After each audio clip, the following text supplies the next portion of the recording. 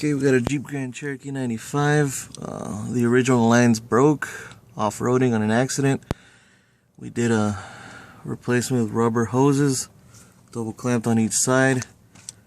Was driving on the road, something caught the hose, so we're going to reattach new hoses, new clamps, and make sure this is tight up against the body so that this doesn't happen again. Of course, you can replace these, they're expensive and hard to find, but this is the quickest and cheapest way to get these lines fixed without having to order parts or wait.